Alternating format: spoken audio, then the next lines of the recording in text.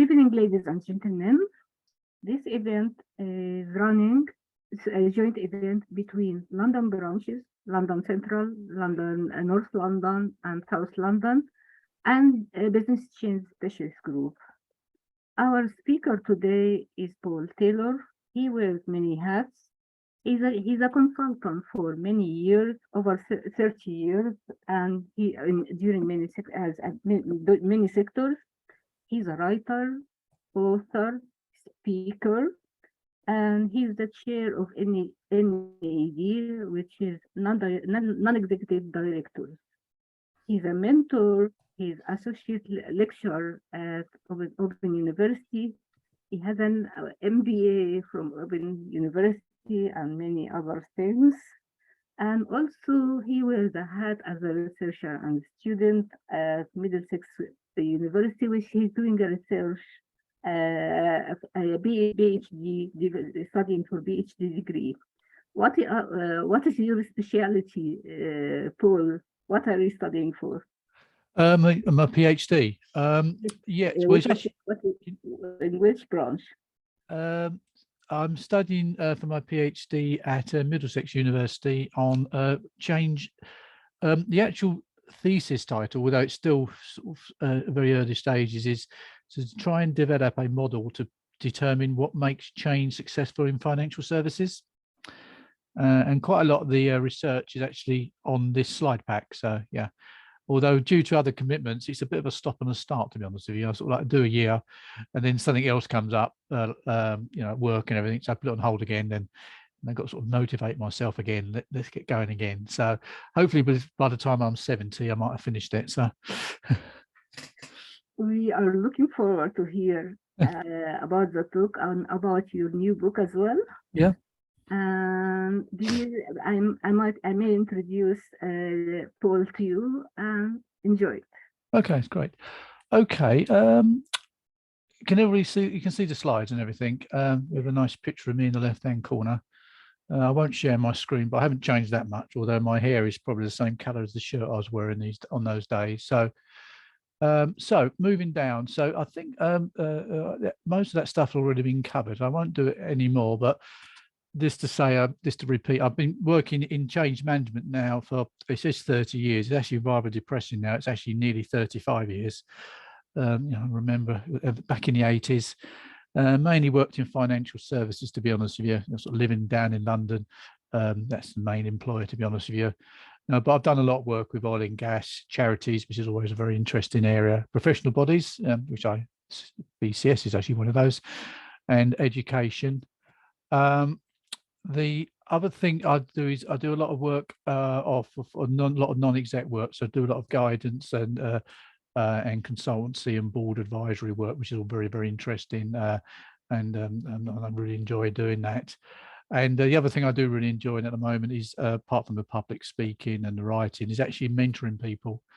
Again, I've covered a number of areas for mentoring, anything from somebody doing with a sexual discrimination case, they wanted some steer on it, some sort of like a grown-up advice on that, all the way over to change projects, etc., etc. So that's me in a nutshell. But most of my work, to be fair, while that looks far more glamorous than I can tell you it is around change management.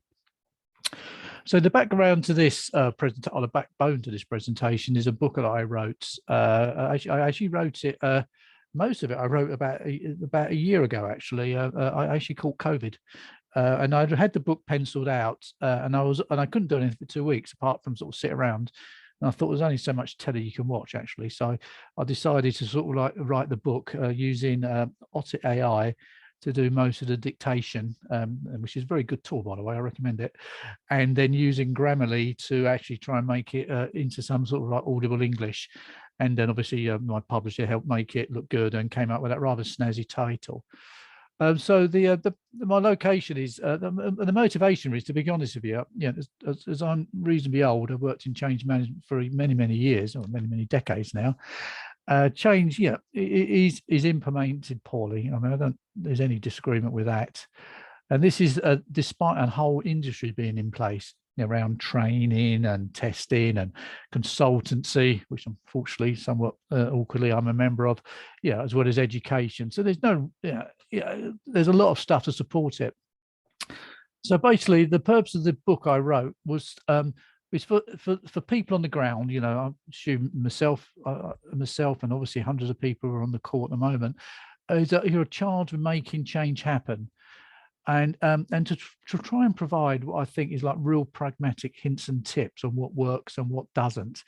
A lot of the literature and books I found on change management, what I'm really interested and fascinating, tended to be often very theoretical and written around areas such as, from a very conceptual, high-level point of view.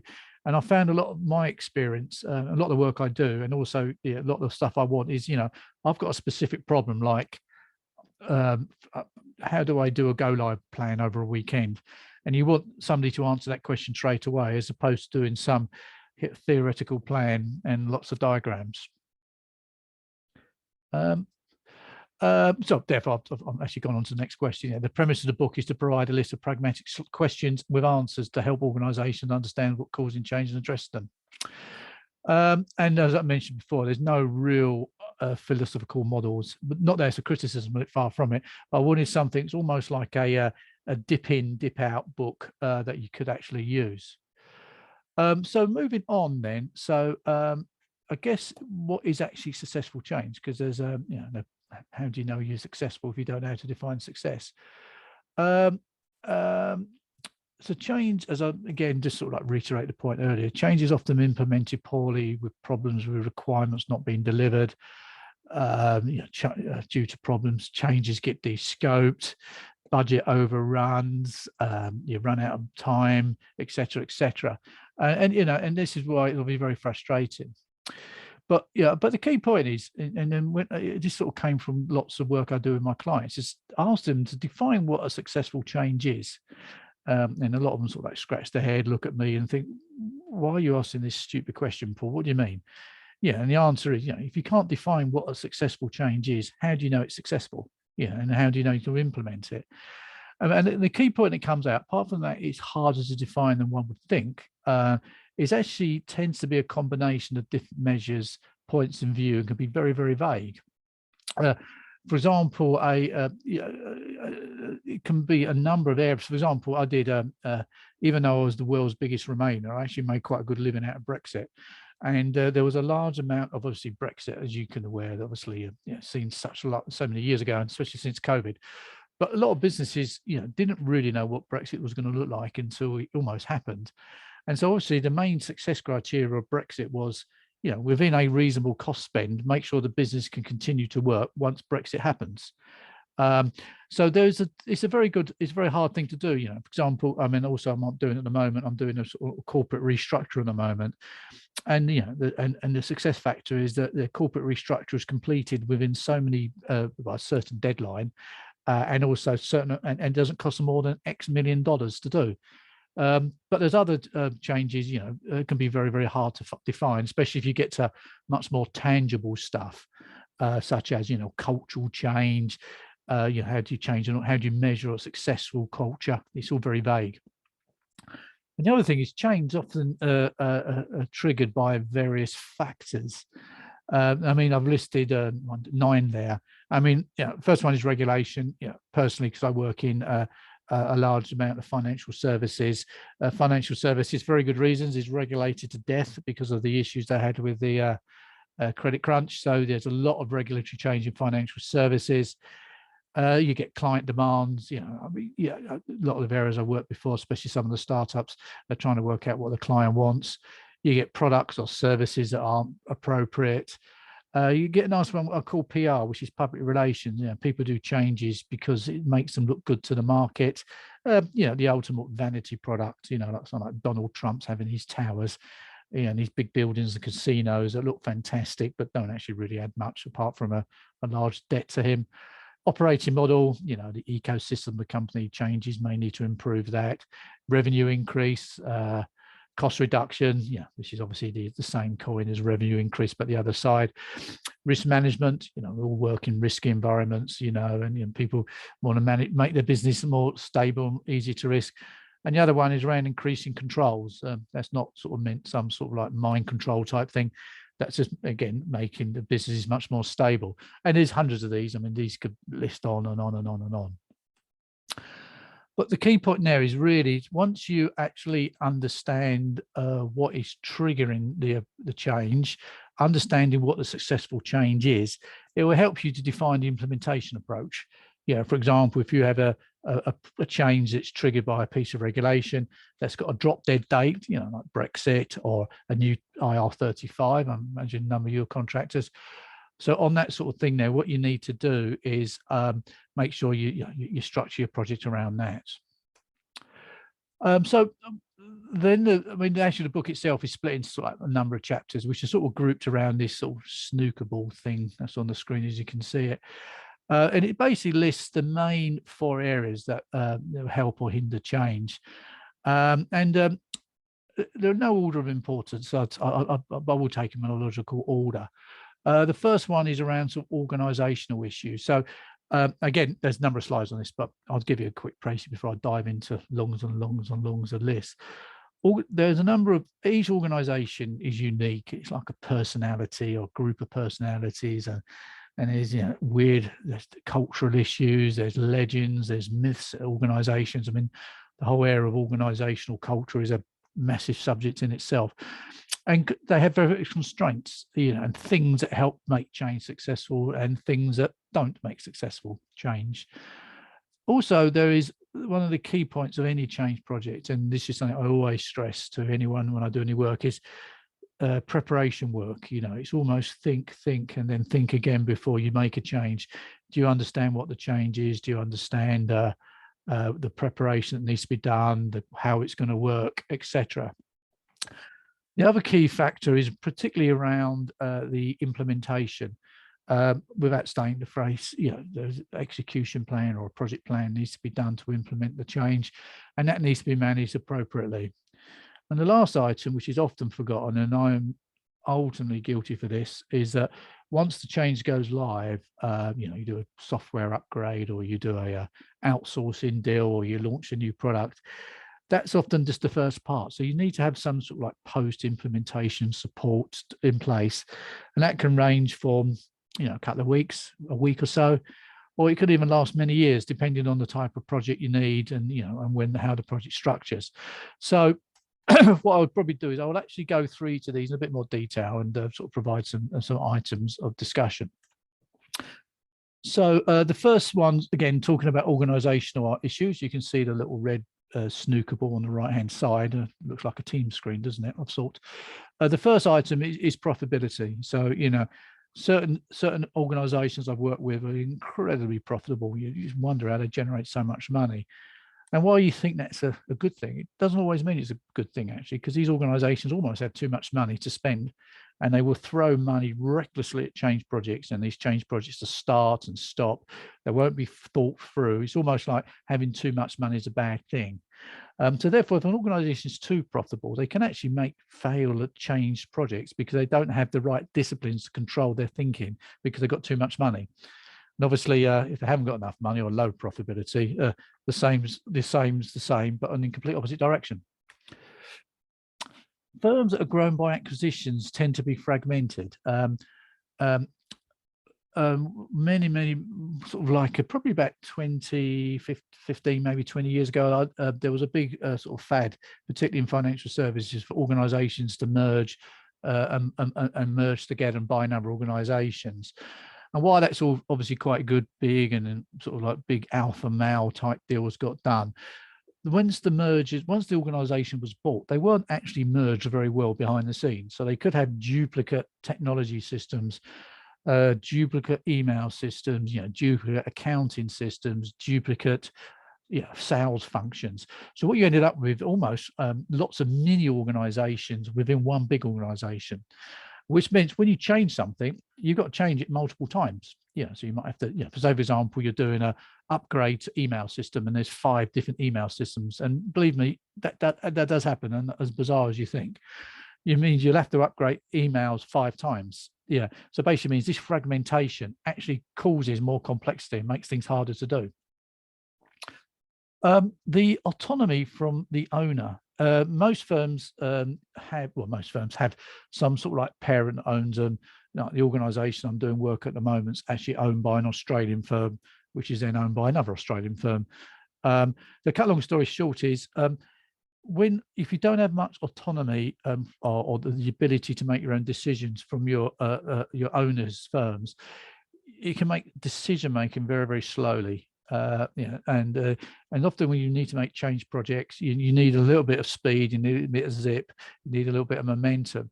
And this sort of lack of autonomy and slowness, apart from can just drive you up the wall and make you want to jump out the window, can slow stuff down. So, which is actually a bad thing.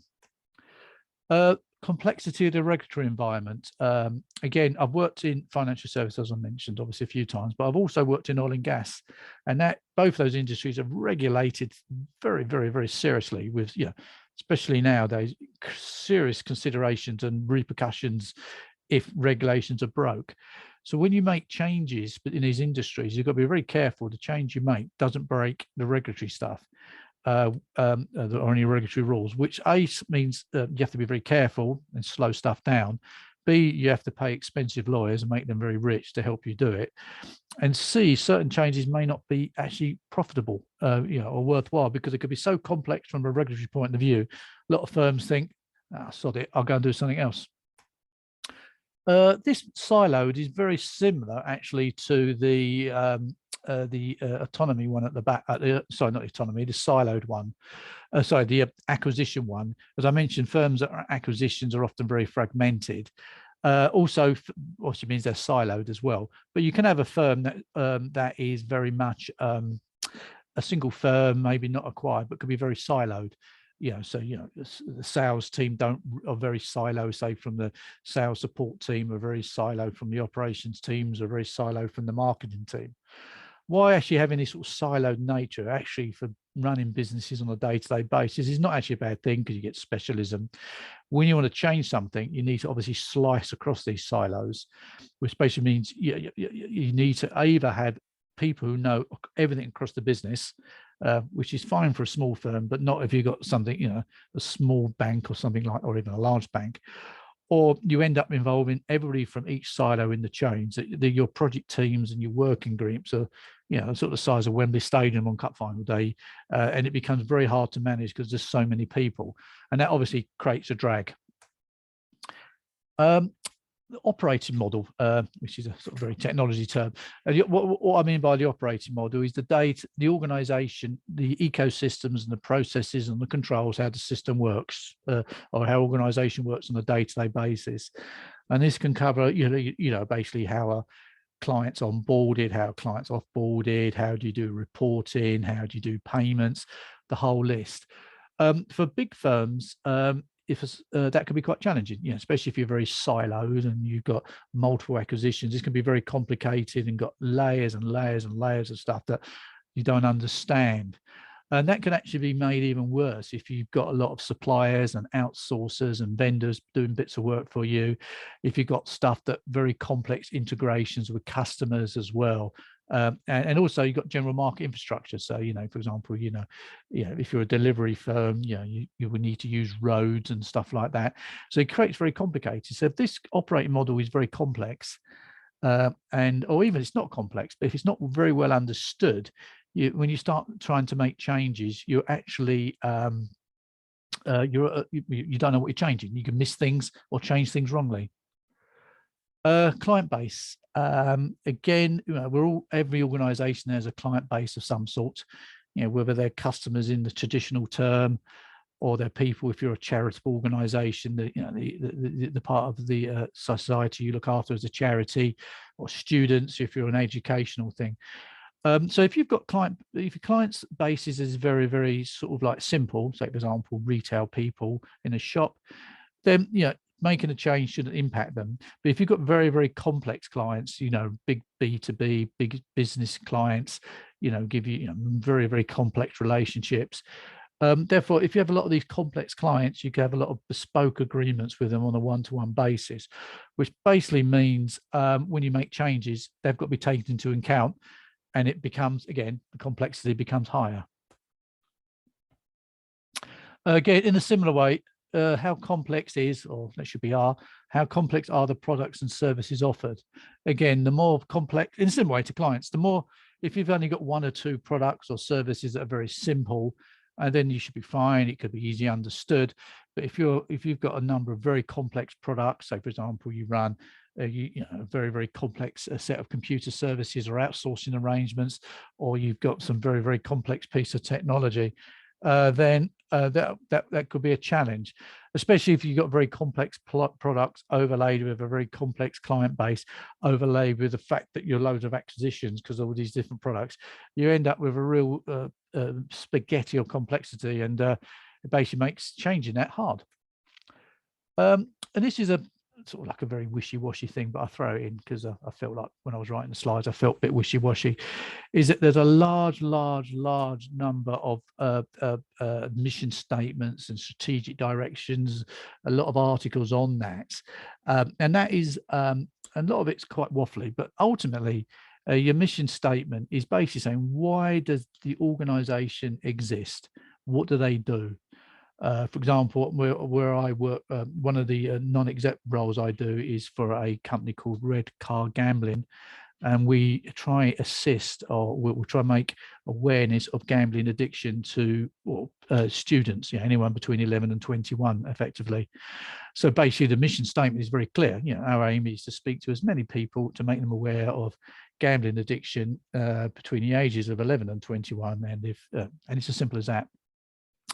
That's very simple. But then when you get some of these larger organizations like a big oil firm, their mission statement is, they do so many things, it's almost impossible to have a mission statement that's very clear without actually becoming a small book. And likewise, the strategic direction is almost a support for the mission statement. But if you have a very clear mission statement, for example, like the charitable organization I mentioned before about gambling awareness, when you're making a change, it makes it very clear, does the change benefit the mission that they're doing, or the reason the organization lists? And if it does, you can make much more focus. But if it's very vague, people just think, well, this is a very interesting change, but what does the hell does it mean? How quickly does the firm react to market movements? Again, this is all the sort of current trend, well, it was current anyway, around agile and stuff like that. What you tend to find is organizations that react to market movements quicker tend to implement change quicker, or maybe implement change better than those firms who don't.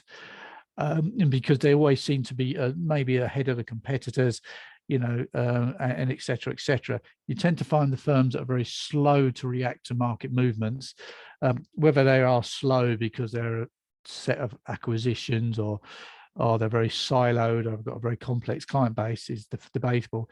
But if they are slow, then it means change is often implemented slower because they're running behind the market. How good is customer focus? Again, in my 35 years, I've probably worked across about 80 organizations, and many of them, actually all of them, say they've got superior customer focus. The customer is the center of the world. Our customer is king. The customer is right. I mean, you've probably all heard all the various mumbo jumbo phrases that are used.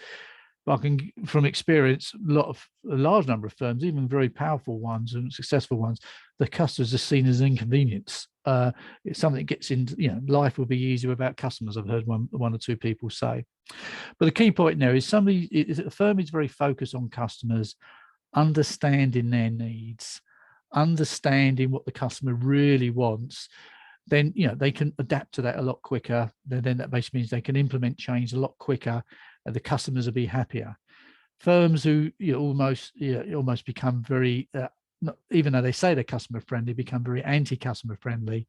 Very much become basically, their changes aren't customer focused. Their changes are often internal looking, often political maneuvering, and the people you're here to serve your customer, whether they are economic customers or charitable customers or students, etc., often get forgotten about. And the last, and one down there is, I think this is the second last one on the slide. How well does the firm learn from their mistakes? Again, if you make everybody makes mistakes. I mean, if somebody says to you they've never made a mistake, then I'll just say to them, I don't think you're telling me the truth here. And in the same way, organizations make mistakes. They make poor legal decisions, they make poor commercial decisions. They maybe launch a product that was inappropriate to their customer base, or a product was so complex to maintain it become unprofitable. That's fine. But the key thing is to learn from mistakes. So basically, if you learn from your mistakes, the theory is that you can sort of like a self-learning feedback, and you can actually pick up better hints and tips, and it makes your change projects better. And last one here is around empowerment. Basically, how much empowerment do staff have to make decisions? And it's not that dissimilar to the item a bit further up the top about autonomy from the firm's owner. If you're a good firm, you'll employ good people. You'll have good people on the ground. Whether they're in HR, operations, manufacturing, etc. And these people, because they're in the coalface, they know what they're doing. They know what the impact is. They know what the challenges are. So the key thing there is that you need these people empowered to make decisions, within certain limits. Obviously, they can't just write blank checks out and what have you and stuff like that. But they need to be empowered to make decisions, and management needs to support them. I can tell you a prime example. I won't mention names. A client I worked with many years ago, they had an accountant who was a very good lad, very, very, very competent fella.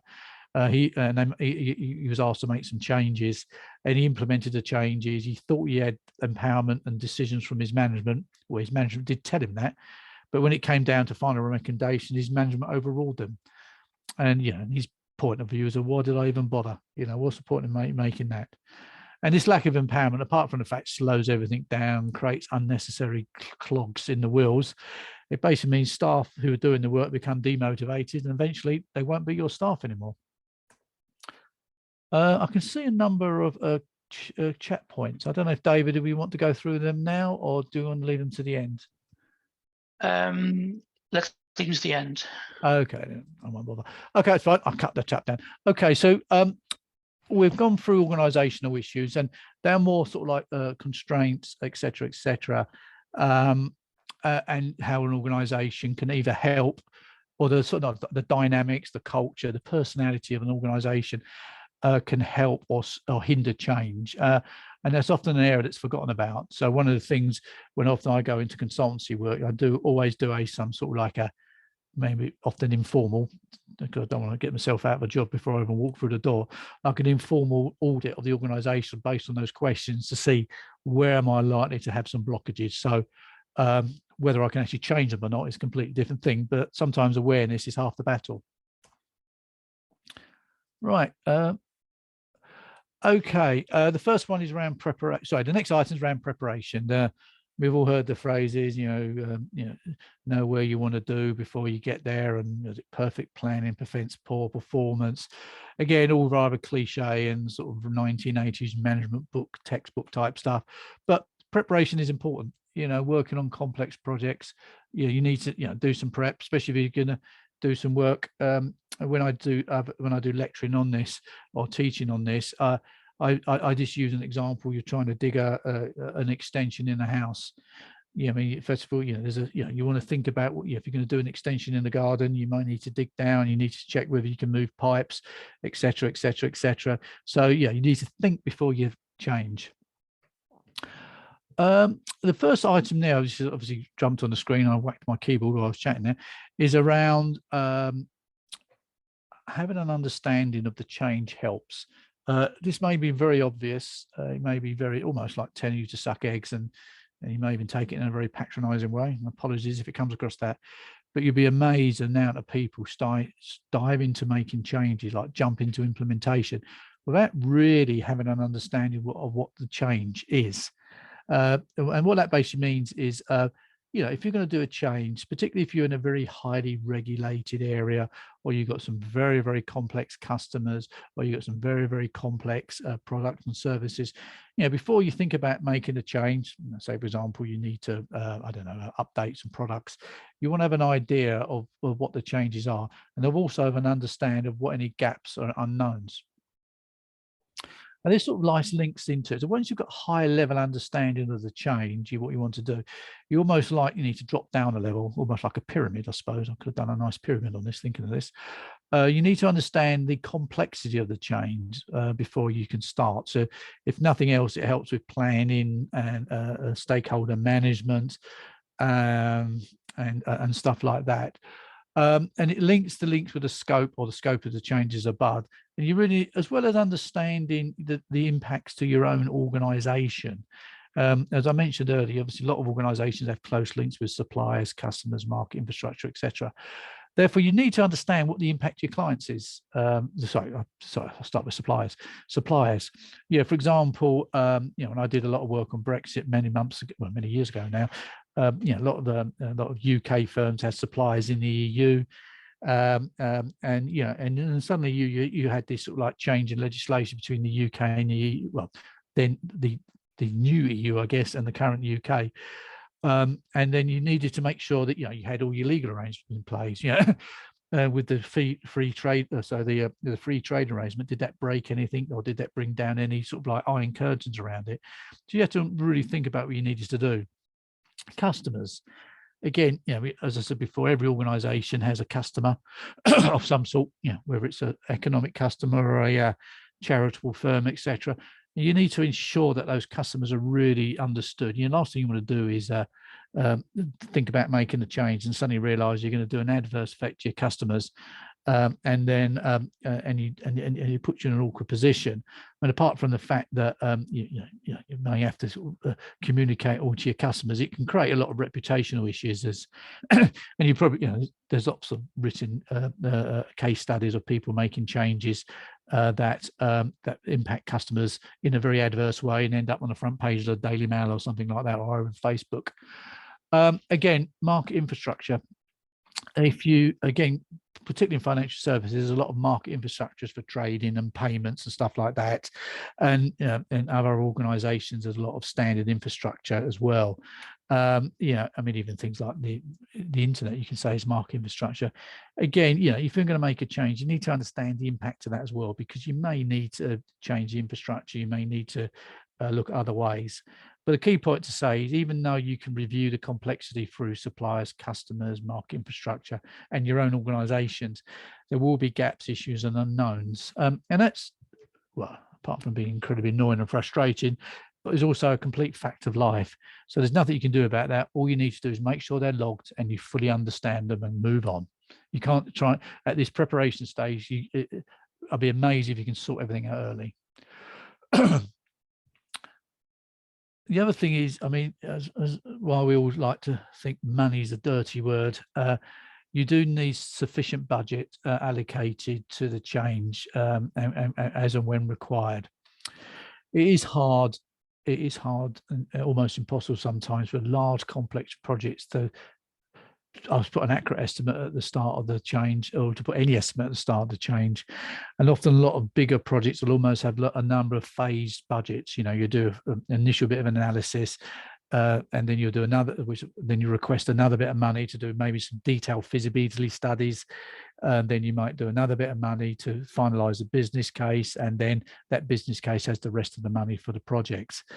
And that's really, and that's not unreasonable, and that's not unusual. It is frustrating, but especially if you've got a very complex project where you don't really understand what the change is and you don't really understand the complexity, this sort of phased approach for budgeting is good.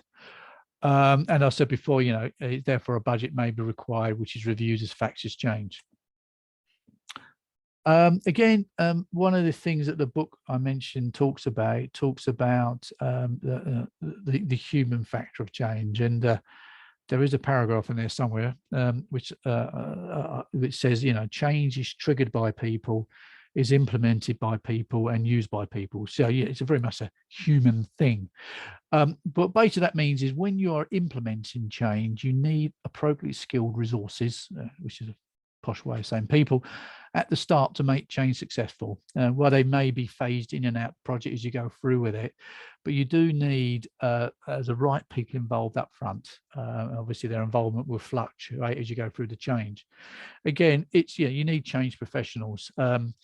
yeah, change management is often like all these lot of professions like software development, testing, lawyers, legal lawyers, I meant to say, marketing, is a discipline. You know, and it's not something somebody can pick up on the side of a desk, read a book, unless it's my book, of course, and then run with it quite quickly. The key thing is you need proper change professionals who are trained in, you know, managing the aspects of change. You need technology teams. Why a lot of changes aren't always particularly focused on technology. They all have some technology element. Software changes, hardware changes, application deployments, you know, there's always some sort of technology. So you almost need technology involved. I call it the BAU, which is a horrible phrase, which is business as usual, or the people who are going to use the change or going to run the change when it goes live.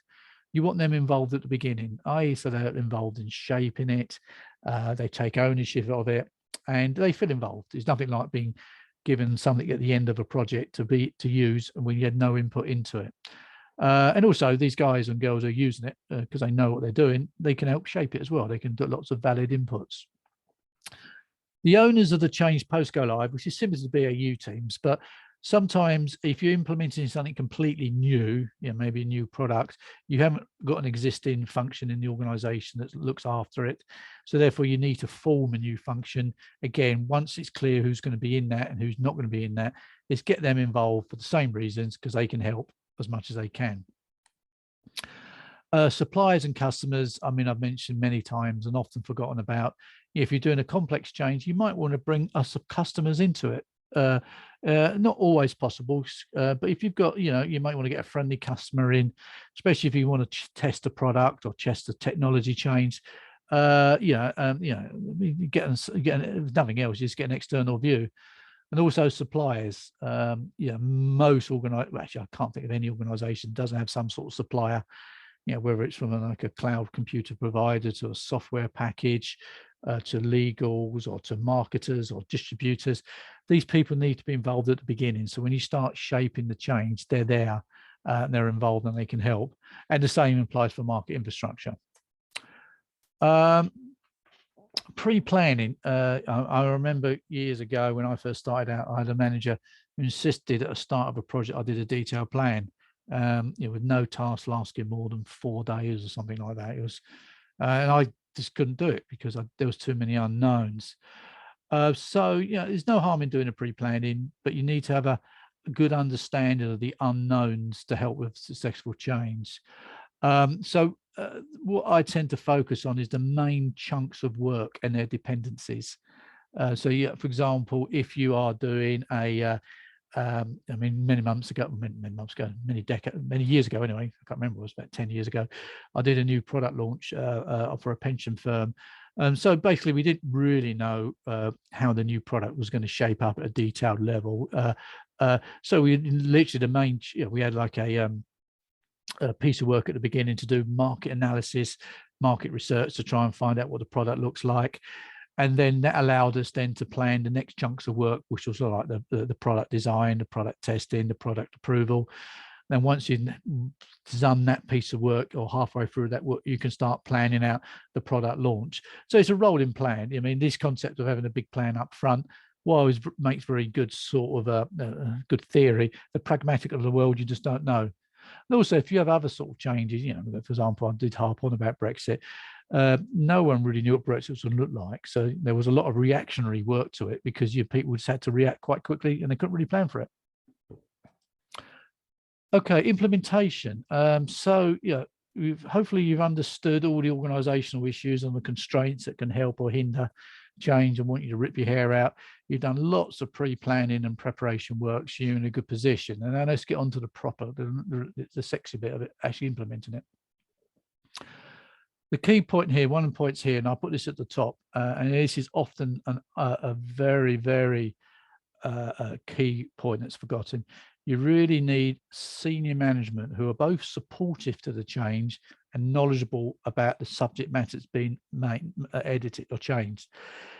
If you've got supportive management, they can champion it. They can be used as escalations. They can be used as motivationers, and or even worse, give somebody a kick up the backside if they're not doing their job. And also, if they're very senior, they can support it with the other executives in the organisation or the charity or the school you're working at. One other thing that I learned from painful lessons, one project, is I had a manager, well, I think he was the sales chap. He was head of sales. He was probably one of the nicest fellows I've ever met, and he was so supportive. But the change we were doing, for some reason, he was put in charge of it as a sponsor, and he had no real technical knowledge of the area. So I'll go to him with some bizarre technology accounting issue, which I didn't understand, and I needed his help. And he used to look at me with his eyes glassing over, saying, "Paul, I have no idea what you're talking about." And so then we'll have to go off and find something else. So therefore, it's important, as well as the senior manager being supportive and as the management gravitas to make things happen, he or she needs to be very knowledgeable in the technology in the technical area. This is another interesting thing, actually. There is a certain, particularly in the UK sometimes, an alpha male, I don't want to be sexist, but it's the phrase that, you have to work long hours constantly, etc., etc. First in, last out, weekends, make sure you're checking your emails every 30 seconds over, we're on holiday. But which is fine, and some people enjoy that. But if you have changed teams that are working long hours or constantly encountering issues, this could be a big issue. It should be a big worry. If you're working long hours, you need to understand why. If you're against a very tight deadline that's been set externally, then maybe that's okay, or that's a reality. But if people are working long hours constantly, and I mean like weeks and weeks and weeks on end, you could have an issue. You may have either the change hasn't been thought through, the plan is not being thought through, you don't have any budgeting, the timelines that have been set are too tight. And that's, there's not much you can do about it sometimes, but that is that is something, if you had a very knowledgeable and supportive senior manager, you could go to him and her and say, look, these guys are working long hours, anything we can do to try and alleviate the pain. Apart from working long hours, and people get tired, they get worn out, they make mistakes, there's obviously a social issue with families and boyfriends and girlfriends. If you're constantly on the phone and working, you end up a project divorce log or something like that. And obviously, if you're constantly counting a large number of issues, you need, again, why are you counting these issues? You need to sort of like maybe step back. It could be because you're doing something very bleeding edge or leading edge, sorry, and that's understandable. Or there is, maybe you haven't got the right support, you haven't got the right teams in there, you haven't got the right staff in there, you haven't got the right skill sets in there. Therefore, do you need to reshuffle the team, or do you need to bring some experts in for a period of time just to try and address some issues? Good. Another thing that really helps during an implementation is a good and relevant change governance. There is this become two extremes. You could actually have, and again, I've been at both ends of the extreme. We have incredibly overbearing, complex governance, which seems that you're filling forms in every 5 minutes and red, green, amber rating stuff. Doing issues logs that are, make the Lord of the Rings look like a short novel. And the purpose of that is so complicated that it doesn't actually provide any real benefit. It's just a form filling exercise. So if anything, it's so overbearing, it's pointless. And vice versa, I've worked on areas on big projects where the governance is so light, it's actually dangerous. It's almost like you've got a car going off on a skiddy road with no control over it. So therefore, you really need, and the governance you have therefore needs to match the size of the organisation. The first one is around change control. All projects, when you run it, something comes up, you have to change, you have to move a date back, or you maybe have to change in requirements, etc., etc., etc. And it's important that that's very clearly managed and documented. You can't, otherwise you end up with changes coming in, coming out, being rewritten, and you get the old scope creep thing where things keep being added and it gets wider and wider. And then before you know it, you're all over the place. Resistance identification management, it does actually sound very, very sinister. But all change will have some sort of resistance, and the resistance is often portrayed as a bad thing, but it's not always a bad thing. In fact, it can be a very good thing. Because resistance often by the people on the ground, the people using it, that are going to use the change when it goes live, or the people going to implement it. And these people know what they're talking about. They're doing their job. So with any resistance, it's really trying to understand what the cause of the resistance is, and there's a very famous person called John Pierpont Morgan, who JP Morgan, the man who set up the bank. He says there's two reasons people give for resistance. The first one is a very educated, informed analysis. The second reason is the real reason, which basically means when people talk about resistance, they don't always talk about the what's actually causing the problems. Again, many years ago, I was doing actually a couple of years ago, so I was just doing a lot of outsourcing and offshoring. And there was a lot of resistance from people saying it was going to ruin the company. It was going to, the operator model wasn't going to work. It was going to X, Y. And there's lots and lots of good resistance. But when you spoke to these people and you drill down into the detail, you actually found the resistance was really that they were worried that their best mates and their friends were going to get made redundant, which is that's a pretty good piece of thing to be worried about. If your friends going to lose their job, they're worried about it. So again, once we understood the real resistance, we could obviously work with these people who were going to lose their jobs to give them all the support they needed to get new jobs. And tracking of progress and spend. You need to track progress. I think again, you just need to be careful on how you track progress. Obviously, there's lots of tasks that be in place. You just need to keep tracking of those. How much replanning is taking place? Again, this is another symptom of a troubled change. If you're constantly replanning, it gives a symptom that you haven't really thought through the change at a high level, and therefore you need to work through it in a bit more detail. Decision making, again, if are decisions being made appropriately and at the right time? All projects need decisions to be made, or changes need decisions to be made. Whether it's approving a go live, or whether it's approving a new vendor, whether it's approving, signing off the requirements, and these decisions need to be made promptly. Some organisations, going back to organisations earlier on, if you don't have empowerment, or your parent is very, very, very dictatorial, or you don't have empowerment, decision making could be slow, or drawn out, or even decisions could be made and unmade, which is not good at all. And the challenge with that is it just slows everything down. The too much and too little governance I sort of covered at the beginning. Issue and risk management. So this is, risks are things that could happen, and issues are things that have happened or are happening. So they need to be tracked and looked after. Effective management of suppliers. As I mentioned earlier, all organisations use a host of suppliers, everything from from a technology point of view, data center providers, cloud providers, network providers, data providers, platform providers. And then for when you are implementing the change, providers will have to change something, or suppliers will have to change something to ensure the change is implemented. So therefore, you need to ensure that the management of suppliers is done very proactively and on the front foot. You shouldn't just leave suppliers to do what they're supposed to do, even if they're good suppliers, because obviously you want to keep an eye on them. So the key thing is, first of all, make sure that it's very clear what they need to do, which obviously goes back to all the preparation work. Therefore, you need to put some process in place to make sure they're actually doing what they're supposed to be doing. So you might want to track and report, weekly reports, et cetera, et cetera. This may even be daily reports if required. Second thing also with suppliers, are you getting value for money? And most suppliers I work with don't do it for free. Even the ones that are charities actually don't even do it for free. So make sure there's good value for money, and you're not being ripped off, to put it the other way.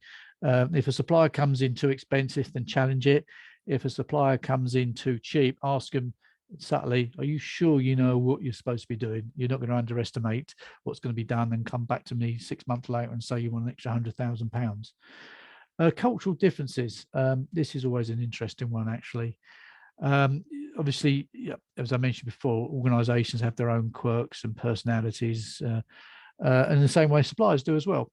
So if you have a massive mismatch culturally between a supplier and your own organization, that causes all sorts of fun. For example, I remember I worked at a very small FX trader many years ago. There was about 20 people in the firm. I was just doing a bit of consultancy work for them. There was 20 people in the firm, and they could make decisions at a strategic level, very senior, very quickly, because all the management were in the same room. So they had their end of day meeting and agree everything quickly then. But one of their major suppliers was a rather large bank, a UK bank, who made decisions very slowly. So there was so we had the client, the FX trader, making decisions incredibly quickly, within days, if not hours, and the bank making very slow decisions. And there was a massive mismatch in cultural, and the traders thought the bank was slow and aloof and just generally hopeless, and the bank and the big supplier thought that the FX trader was arrogant, laissez-faire, and not doing things properly. And how much proactive management is required? I thought again mentioned on this. If suppliers are essential to implementing the change, then you need to proactively manage them. As I mentioned before, trackers, escalations, statements of work, really get on the front foot. And the other thing that was always very interesting, if you have more than one supplier in a project, they all start blaming each other. So it's not my fault, it's them. They haven't done it right. And then they say, well, no, it's not us, it was them. And you get this complete chain going around in circles, and you're stuck in the middle, just ripping your hair out, thinking, what on earth have I done to deserve this? So therefore, the most important thing there is to ensure that you make it very crystal clear what each supplier needs to do. Make sure you have clear roles and responsibilities. I would also suggest, depending on how many suppliers you got, and the project I'm working at the moment is 3 suppliers. What we do, we have regular calls with each supplier individually, so we can have, let's say, open and honest chats with them. And then we have a joint supplier meeting where we can all get together and track progress together. It can get a little bit tetchy and awkward, but that's the most, but you have to do that sometimes. But again, it's been very upfront and being very clear on what each supplier needs to do. And the other one, which is again, not so much for internal organizations, but for larger organizations, is internal suppliers, or intra-group arrangements, as I think somebody called it once when I went on a course. And that basically means is when you obviously, so a large organization will have internal functions that give them something. So you might have an internal data center, you might have an internal legal team, you may have an internal marketing team or an internal operations team. But you should treat them in the same way as external suppliers. So make sure they understand what they need to do. Make sure they give you value for money, especially all that could be like intra-group charging, which is always a pain. There could be cultural differences, I mean, even if you're in the same organization, you could be in different offices, you could be different locations, different countries, so you could have cultural differences. Again, how much proactive management required? Again, you must proactively manage them. So treat an internal supplier as badly or as well as an external supplier, because obviously if they fail, you fail. And again, you still have issues with the blaming each other. You can have 2 internal suppliers, one part of the organization blaming another part of the organization who's blaming an external provider for all the issues you've got. And it's, again, you need the same sort of skills. The real challenge, well, it's a double-edged sword, actually, internal suppliers, I say the challenge.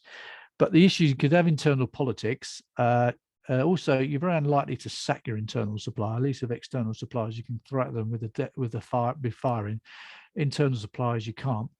But again, going back to the very top, if you've got a very supportive senior manager or senior management, they may be able to help manage these internal suppliers. And moving on to the 4th and final snooker ball, I hear you all cheer, hooray, is about post-go live. So obviously we've talked about the main issues the organization can actually cause that can help or hinder change. We've talked about the incredible importance of preparation. I can't stress that again. We've talked about actually implementing the change, and which all those implementation, as I did mention, could be phased over many months, or over many phases as well. Once the change goes live, there is a number of post-go changes, because there has to be, you need to look after the baby, for want of a better word, for each first years of life. So basically, before you actually do post go live, there's a number of pre-change transition activities. Firstly, you need to ensure there's clean ownership of the change when it goes live. If you're amending an existing function, that shouldn't be a problem. But as I mentioned before, if you've got a new function that needs to be set up, to support a new product or a new office, you need to ensure there's clean ownership. Ensure that there's sufficient training done. If you're using, again, software changes, you make sure you just don't want to turn up on day one and say we've upgraded this. Have fun, and no one actually knows what the changes are. Sufficient awareness. It's not obviously the new teams that are receiving the change, you should be aware of it, especially if you've done the bits above, but you might want to do general communications around the business to say, this new change is happening. There's going to be under pressure for the first live weeks of running, therefore give them a little bit of headroom. And the other thing you often want to do of any change is actually testing the I call it transition event. Some people call it go live events. So if you're going to do a major change, for example, you're doing a major software upgrade, you want to do some tests or dry runs or dress rehearsals of the change to ensure that everything is rolled forward and rolled back, and make sure it works. It doesn't just necessarily carry the technology elements. You might need people on call, you might need processes, you might need business people, you might have to work evenings, you might need hotels, you want to make sure what happens if your Teams doesn't work. If in doubt, if it can go wrong, it'll go wrong, especially at 2 o'clock in the morning. And the other thing is almost to test your rollback plan. For certain changes, like technology change, it could be a case of, will this restore the backup and carry on, but then nothing happens. But if you've actually got a complex change where you've got suppliers involved or customers involved or regulators involved, you need to have a rollback plan to say, how do you manage to tell the suppliers? How do you tell your customers? How do you tell the regulators that for whatever reason, the change you've put in is not working? The actual transition event, again, as well as doing the testing, when you actually run it, no matter how hard you run, how hard you work, there will be issues, and there's no point trying to sort of like be in denial saying there's going to be no issues. There will be issues which you need to manage, and that's more of a mindset. If you go to Manchester, no offense if you're from Manchester, it will rain. If you come to Essex, you will see a Capri. Such is life. Therefore, what you need to have is sufficient controls in place, review points on the transition event.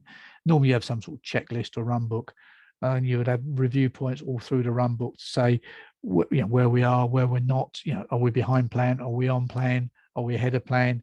Etc. And it allows you, these sort of like high level checkpoints allow you to move away from the devil in the detail of thousands of hundreds of run book steps to focus on high parts. Make sure you've got senior management available for escalations and decision making. If you do have problems or you're running behind, you would obviously need to escalate to management to make sure they're aware. And also, ultimately, you may have some problems where you might have to skip bits of the transition or even roll back. So you need the right people on the call to do that. Awareness of the change I've already discussed.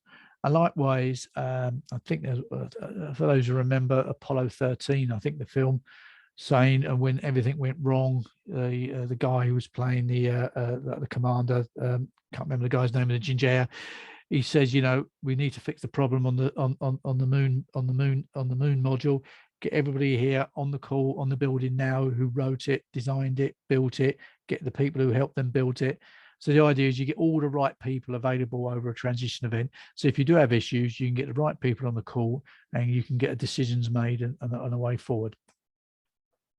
And the other one there is post-implementation support, warranty support, hypercare. As I said, and it's got many other names over the years. I always prefer the word warranty, to be honest with you, but I think I'm a minority of one. The point is that all change takes some time to bed in. And the more complex change, the longer it takes to bed in. For example, I did a big outsourcing deal for financial services many years ago. And it took probably, there was a number of daily processes, a number of weekly processes, a number of monthly processes, a number of quarterly processes. So the post-implementation support actually lasted 4 months because you wanted to cover a month end, a weekend, various days, as well as a quarter end and a year end as well as it happened. And so basically the post-implementation support ran for a period. So therefore, it may be case necessary to keep the change team together for a while. May not be necessary, but you might want to maybe disband them, but have the ability to call them back as well. But the sooner the owners or the new people, who are going to take on the change, take ownership, sooner the better. Basically the baby's been born, they need to hand it over. Therefore, to summarize, change is very rarely implemented successfully. It's a multivariate measure, which is a very posh word for saying it has different ways of measuring success. But although successful change is hard to define, as we sort of discussed earlier. Change is triggered by various factors, a number of factors, regulatory, costs, revenue. And there are, the snooker ball diagram or the teams diagram, as somebody said, there's 4 areas that help or hinder change. Organization issues, preparation work or lack of preparation work, to be more fair, having an actual good implementation. And often the area that's often mostly forgotten about is post-implementation support, because people think once the change is live, they can log off and go home, when in reality, you have to hang around for a while to make sure it's bedded in and smooth. So therefore, that brings us to the end. So as I mentioned before, the most of this stuff, well, actually all this stuff is lifted from a book that, as you can see the diagram there, nice picture of R2D2. And also for those students of earlier meetings I've done on, obviously with David and the BCS guys, I've got two other books out there. One's on emerging fintech, and I think I did a presentation with David and his colleagues sometime last year. And another book I wrote many moons ago around, do you want to go contracting? And at the bottom down there, you've got my email address, my Twitter handle, and my LinkedIn profile. So obviously, if you want to discuss any of the matters on here or any feedback, I'm all ears. So I would love to hear from you. Otherwise, brings to conclusion. Thanks for your attention over the last hour or so. And I'll hand you back to David. All right, great. Thanks a lot, Paul. And the presentations for those books, previous ones, are on our YouTube channel. We've got a few questions. If you have any more questions, then type them in the Q&A box at the bottom.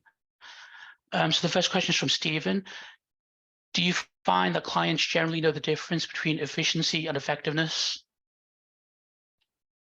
All right, so efficiency is doing it quickly or cheaply, my understanding. Effectiveness is trying to do it in the best manner. On the whole, it varies, to be honest with you. I think a lot of firms, especially those that are struggling, will focus for efficiency. They want to get it done cheaply.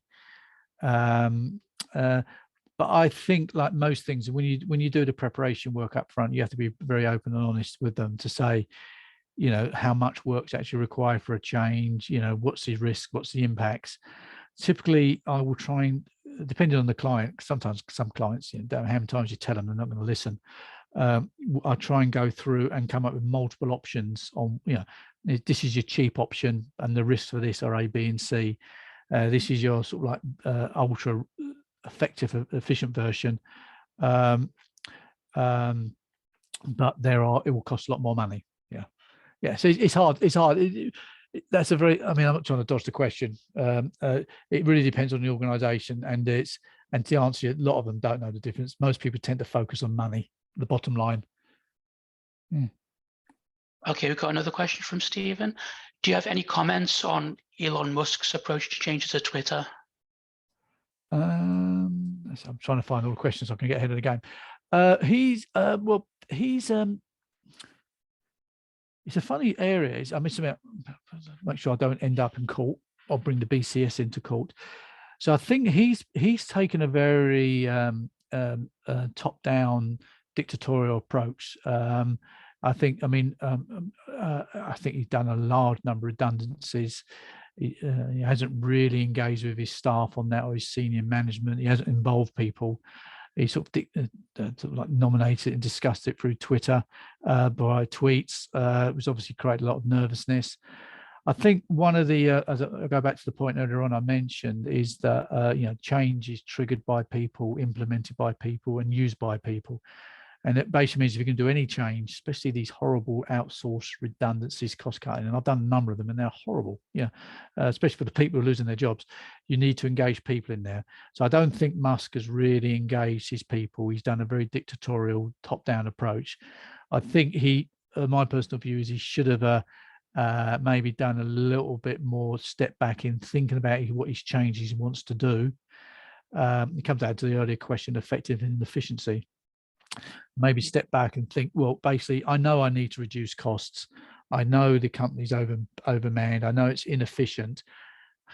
Are there other ways I can do this as opposed to sort of like having a very external, loud redundancy? Yeah. I think the downside for that is, once people tend to be very loyal to organizations. Once that loyalty is gone, you never get it back. Yeah. Okay, great. The next question is from Tom Gilb. Which critical changes are examples of vague ones, and is it wise to invest in change for vague purposes? So a vague change is maybe vague, as in, when I said vague, perhaps I didn't describe myself very interested myself, so apologies, Tom, is a vague change is one that's very hard to define. For example, I worked at an organization many years ago, and they wanted to, and I sort of briefly mentioned it when I was doing the chat, they wanted to talk about, they wanted to try and make the place a friendlier place to work. Make everybody happy and stuff like that. And then it was, but they didn't actually define what friendly is and what happy is and how they want it to work. So they did a lot of so they didn't really know what success was. They couldn't say, and they didn't even go out and do staff surveys to say, let's try and measure how happy staff are, and we'll try afterwards and before. So basically, there's lots of activity on this vagueness, and it didn't work. So that you often find some of these sort of like more subjective changes and can be very vague. Also, you can have a lot of actually strange way a lot of regulatory change can be quite vague, because the regulators, especially in the US and the UK and in the US and Canada, in financial services, they'll come out with very, very high level requirements, like you must put your clients first. You must always look after your clients' interests, and that can be very vague and very interpretive. So you end up with different firms interpreting it in different ways, and so basically the regulations don't always work. So vague is anything that's very hard to measure, I would actually say, Tom. Okay, thanks. The next question is from Daniel. How do you manage stakeholders who are not bought into the change management process and just want to get stuck in? Again, I think I think this is where you probably need to do a bit of one-to-one chats with these people. Again, I worked at a different UK pension fund from the one I mentioned earlier, and they were doing lots of changes around pension funds around liabilities, basically making sure they can pay the pensioners. And the head of risk, who was obviously a key person, was not interested in getting involved in the project. He wasn't involved at all, not even wanting to get stuck in. He wasn't interested. And the only way I could do it was work with him on a one-to-one basis and explain to him the purposes of the project, why he needs to be involved. I must admit, I did a bit of brown nosing to tell him how wonderful he was and why he needs to be involved. But that's the way you need to, a lot of this stuff on the stakeholder side is a one-to-one basis, and it takes up a lot of time. It's very tiring. It's incredibly frustrating. But you need to understand. And also, and the other point it comes back to is, in a way, not wanting to get stuck in or wanting to get stuck in too early is a way of resistance. And as I mentioned earlier, you need to understand what the resistance is. I mentioned that thing about John Pym at Morgan, the original JP Morgan. You need to understand, firstly, what's the reason for the resistance, and you can understand it. And the only way to do that stuff is on a one-to-one basis, and it could be lots of one-to-one basis. It could be frustrating, but if this person needs to be involved or these people need to be involved, you've got no real choice. Okay, the next question is from David. What would be your key advice on managing change under the conditions of run the business, RTB, versus change the business, CTB? I'm just looking at change under the conditions of run the business or change the business. I'm not 100% sure on what does run the business mean and change the business mean. Okay, maybe David can clarify that. You there, David? Sorry, sir. Okay, the last question I've got is, in a small organization, how do you manage the influence of persons who manipulate staff in such a way to divide and rule? A large organization may have processes to dilute such effects, but what can be done in a small one? Right. So in some organizations, how do you manage the influence of persons who manipulate? Yeah. I mean, that's a tough one, to be honest with you. I think, again, it comes down to individual management of people. Again, it's very similar to the earlier question. Excuse me, managing that. It's a tricky one because I mean, it's always to try and change behaviours. There's often, the carrot and the stick. So the carrot is you try and persuade them to change by making them see the benefit of the good side, and the stick is ultimately to force them to change it. It's a tricky one actually, without knowing the details, but based on reading between the lines from an anonymous attendee, I would actually try and speak to all the individuals in an organisation to see what their views are individually. Again, it's a lot of work, and I'm not going to say it's going to be easy, but sometimes that's the groundwork you need to do. And the other thing is have a chat with the person who's manipulating the staff to try and understand what their psyche is. Why are they doing that? Why are they trying to divide and rule? Do they actually know they're doing it? Do they know? Are they doing it on purpose? Is there an underlying reason for it? Yeah, and you need to understand it. But again, this comes back to one of the points I mentioned several slides ago: is supportive senior management. If worse comes to the worst, you just need to go to the management time and say, this person's been very disruptive. He or she's not helping. Can you help? Can you have a word with them? Can you move them sideways? But again, it's just trying to understand why this person is behaving in this way so you can manipulate it. Okay, great. Can you see David's follow-up in the chat? Yes, I can, David. Yeah, making changes while running bits. Yeah, I mean, to be honest with you, my preferred approach is actually sort of making small changes on a constant basis.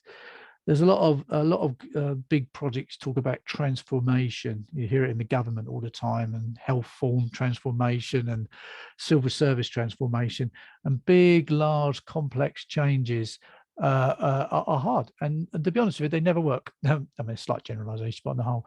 So I would a lot of the organizations do very, very, very well. A lot of the big software firms and a lot of the oil firms and the charities, and even a lot of the financial firms I work with, they do a lot of changes on lots of small changes constantly all the time, almost like a evolution as opposed to a revolution. And so I personally feel that, run the business while making changes personally is my best way of doing it. And doing lots of small changes, you see lots of gradual improvements, as opposed to waiting for 7 months or 7 years for a big change to come along, and then it doesn't happen. Okay, great. Well, that's the last of the questions, and we'll make this video available on YouTube, and we'll send an email with a link to the address that you used on Eventbrite. Yeah. So I think I'm handing over to Stephen now to tell us about some of the future events that are coming soon. Right, we're just sorting out my video and so on. Yeah, so I'm Steve Ellingham, the Deputy Chair of the Business Change Group, one of the groups that's been sponsoring this event today. Just greatly enjoyed that talk. So I've got 2 events that are currently on our website that you are open for booking. On Tuesday, the 28th of February, we've got Matthew Bellringer, who's the Chair of the BCS Neurodiversity Group. He'll be talking, his title is Ahead of the Curve, Neurodiversity and Business Change. And we'll be looking at how organisations can increase their capacity for change by recognising and exploring different perspectives. So that's Tuesday the 28th, webinar in the evening. And that's being run jointly by BCS Business Change and BCS Neurodiversity. And just a few days later in the same week, on Thursday the 2nd of March, again in the evening, it's a hybrid event, so that's a webinar with the option of participating face-to-face at the BCS office in Moorgate. And there we will have Kitty Hung will be talking on the subject of challenge to business analysts in 2023, looking at quite a wide range of challenges, changes, themes, developments, trends, and so on, international ones and ones a bit more specific to individual business. So a wide-ranging talk there. and that event is being brought by the same mix of specialist groups and branches that have looked after today. So that will be London Central, South London, North London, and Business Change. So 2 events, week after next, one a webinar, one a hybrid event, all welcome and open for bookings now on the BCS website. So thank you very much.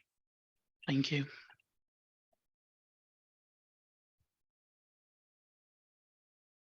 Thank you very much. This was a fantastic poll. Thanks, everybody. Thank you everyone for coming. Okay, see you all again soon. Yeah, see you soon. Take care.